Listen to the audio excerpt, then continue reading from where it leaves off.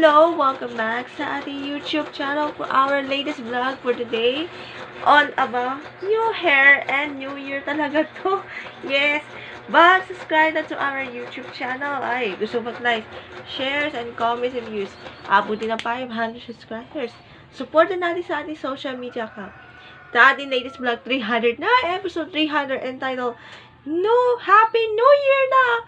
Happy New Haircut pa! Here's your vlog!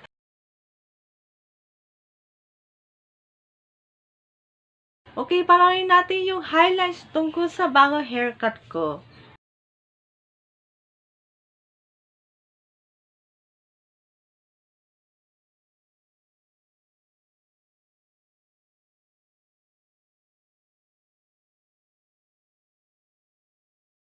Okay, eto na. Last Tuesday, January 7. Eto, first 7 days of the year 2025, last Tuesday.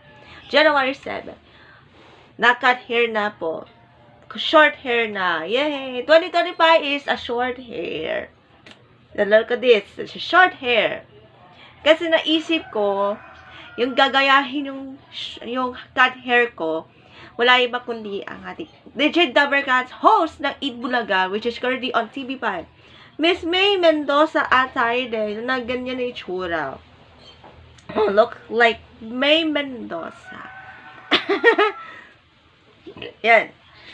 Yan. At syempre, after ng okay, prepare ako ng 4:30. And then, pupunta na sa haircut in Northcrest, Caloocan.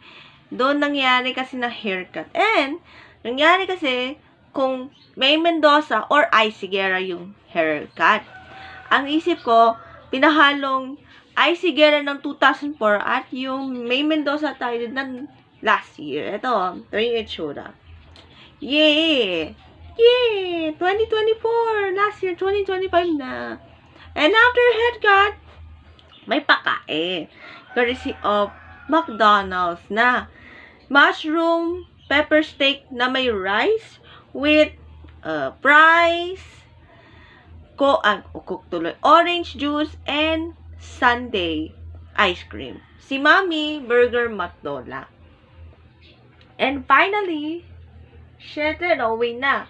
Galing bahay. And new hair and new. Ito na siya.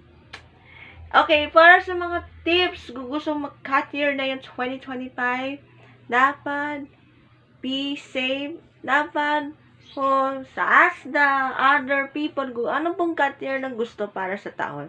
At syempre, tulong-tulong na tayo para mag-haircut para hindi maiwasan magkaroon ng karamdaman o may sakit gagaya ng anemia o leukemia.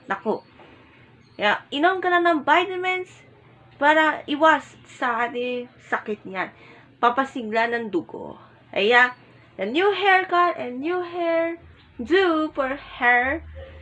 Always remember, 2025 is keep safe and fun. Happy New Year! Sana mag-enjoy sa ating latest vlog. Maraming salamat sa panonood. Bye! God bless! Latest vlog on Sunday. Bye!